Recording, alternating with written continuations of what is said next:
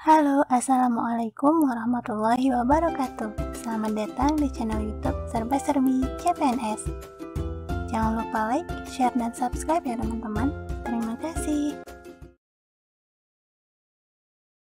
Pelayanan kesehatan tradisional berdasarkan Undang-Undang Kesehatan Nomor 36 Tahun 2009. Undang-Undang Republik Indonesia Nomor 36 Tahun 2009 tentang Kesehatan. Kita masih di bab 6 ya teman-teman, yaitu mengenai upaya kesehatan.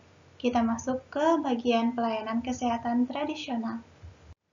Pasal 59 ayat 1, berdasarkan cara pengobatannya, pelayanan kesehatan tradisional terbagi menjadi dua nih teman-teman. Yang pertama, pelayanan kesehatan tradisional yang menggunakan keterampilan dan pelayanan kesehatan tradisional yang menggunakan ramuan. Pasal 59 ayat 2, pelayanan kesehatan tradisional sebagaimana dimaksud pada ayat 1, yaitu yang menggunakan keterampilan ya teman-teman, dibina dan diawasi oleh pemerintah agar dapat dipertanggungjawabkan manfaat dan keamanannya serta tidak bertentangan dengan norma agama. Pasal 59 ayat 3, ketentuan lebih lanjut mengenai tata cara dan jenis pelayanan kesehatan tradisional sebagaimana dimaksud pada ayat 1 diatur dengan peraturan pemerintah. Pasal 60 ayat 1, setiap orang yang melakukan pelayanan kesehatan tradisional yang menggunakan alat dan teknologi harus mendapat izin dari lembaga kesehatan yang berwenang. Nah, teman-teman, yang dimaksud dengan penggunaan alat dan teknologi dalam ketentuan ini adalah yang tidak bertentangan dengan tindakan pengobatan tradisional yang dilakukan. Pasal 60 ayat 2, penggunaan alat dan teknologi sebagaimana dimaksud pada ayat 1 harus dapat dipertanggungjawabkan manfaat dan keamanannya serta tidak bertentangan dengan norma agama dan kebudayaan masyarakat. Kita lanjut ya, pasal 61 ayat 1. Masyarakat diberi kesempatan yang seluas-luasnya untuk mengembangkan, meningkatkan, dan menggunakan pelayanan kesehatan tradisional yang dapat dipertanggungjawabkan manfaat dan keamanannya. Pasal 61 ayat 2, pemerintah mengatur dan mengawasi pelayanan kesehatan tradisional sebagaimana dimaksud pada ayat 1 dengan didasarkan pada keamanan, kepentingan, dan perlindungan masyarakat. Sekarang kita masuk ke bagian peningkatan kesehatan dan pencegahan penyakit ya teman-teman, yaitu pasal 62. Pasal 62 ayat 1, peningkatan kesehatan merupakan segala bentuk upaya yang dilakukan oleh pemerintah daerah, dan atau masyarakat untuk mengoptimalkan kesehatan melalui kegiatan penyuluhan, penyebarluasan informasi, atau kegiatan lain untuk menunjang tercapainya hidup sehat. Pasal 62 ayat 2, pencegahan penyakit merupakan segala bentuk upaya yang dilakukan oleh pemerintah daerah, dan atau masyarakat untuk menghindari atau mengurangi resiko, masalah, dan dampak buruk akibat penyakit. Pasal 62 ayat 3, pemerintah dan pemerintah daerah menjamin dan menyediakan fasilitas untuk kelangsungan upaya peningkatan kesehatan dan pencegahan penyakit. Pasal 62 ayat 4, ketentuan lebih lanjut tentang upaya peningkatan kesehatan dan pencegahan penyakit diatur dengan peraturan menteri. Selanjutnya, bagian penyembuhan penyakit dan pemulihan kesehatan. Pasal 63 ayat 1. Penyembuhan penyakit dan pemulihan kesehatan diselenggarakan untuk mengembalikan status kesehatan, mengembalikan fungsi tubuh akibat penyakit, dan atau akibat cacat, atau menghilangkan cacat. Pasal 63 ayat 2, penyembuhan penyakit dan pemulihan kesehatan dilakukan dengan pengendalian, pengobatan, dan atau perawatan. Pasal 63 ayat 3, pengendalian, pengobatan, dan atau perawatan dapat dilakukan berdasarkan ilmu kedokteran dan ilmu keperawatan atau cara lain yang dapat dipertanggungjawabkan kemanfaatan dan keamanannya. Pasal 63 ayat 4, pelaksanaan pengobatan dan atau perawatan berdasarkan ilmu kedokteran atau ilmu keperawatan hanya dapat dilakukan oleh tenaga kesehatan yang mempunyai keahlian dan kewenangan untuk itu. Pasal 63 ayat 5, pemerintah dan pemerintah daerah melakukan pembinaan dan pengawasan terhadap pelaksanaan pengobatan dan atau perawatan atau berdasarkan cara lain yang dapat dipertanggungjawabkan. Pasal 64 ayat 1, penyembuhan penyakit dan pemulihan kesehatan dapat dilakukan melalui transplantasi organ dan atau jaringan tubuh. implan obat dan atau alat kesehatan, bedah plastik dan rekonstruksi, serta penggunaan sel punca. Nah, teman-teman, sel punca dikenal juga dengan stem cell.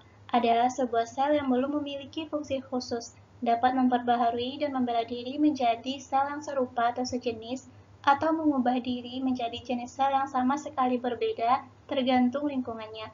Karena sifat tersebut, sel punca diyakini dapat digunakan untuk mengisi dan memperbarui sel jaringan yang rusak akibat berbagai penyakit degeneratif, autoimun, dan keganasan.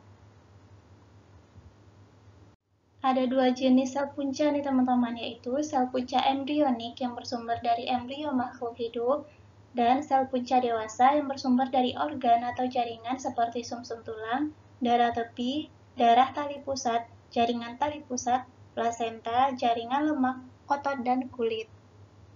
Kita lanjut ya ke pasal 64 ayat 2. Transplantasi organ dan atau jaringan tubuh sebagaimana dimaksud pada ayat 1 dilakukan hanya untuk tujuan kemanusiaan dan dilarang untuk dikomersialkan. Pasal 64 ayat 3. Organ dan atau jaringan tubuh dilarang diperjualbelikan dengan dalih apapun. Lanjut ke pasal 65 ayat 1. Transplantasi organ dan atau jaringan tubuh hanya dapat dilakukan oleh tenaga kesehatan yang mempunyai keahlian dan kewenangan untuk itu, dan dilakukan di fasilitas pelayanan kesehatan tertentu. Nah, maksud dari fasilitas pelayanan kesehatan tertentu dalam ketentuan ini adalah fasilitas yang ditetapkan oleh menteri yang telah memenuhi persyaratan antara lain, baik peralatannya, ketenagaannya, dan penunjang lainnya untuk dapat melaksanakan transplantasi organ dan atau jaringan. Pasal 65 ayat 2, pengambilan organ dan atau jaringan tubuh dari seorang donor harus memperhatikan kesehatan pendonor yang bersangkutan dan mendapat persetujuan pendonor dan atau ahli waris atau keluarganya. Pasal 65 ayat 3, ketentuan mengenai syarat dan tata cara penyelenggaraan transplantasi organ dan atau jaringan tubuh sebagaimana dimaksud pada ayat 1 dan 2 ditetapkan dengan peraturan pemerintah. Pasal 66, transplantasi sel baik yang berasal dari manusia maupun dari hewan hanya dapat dilakukan apabila telah terbukti keamanan dan kemanfaatannya. Pasal 67 ayat 1, pengambilan dan pengiriman spesimen atau bagian organ tubuh hanya dapat dilakukan oleh tenaga kesehatan yang mempunyai keahlian dan kewenangan serta dilakukan di fasilitas pelayanan kesehatan tertentu.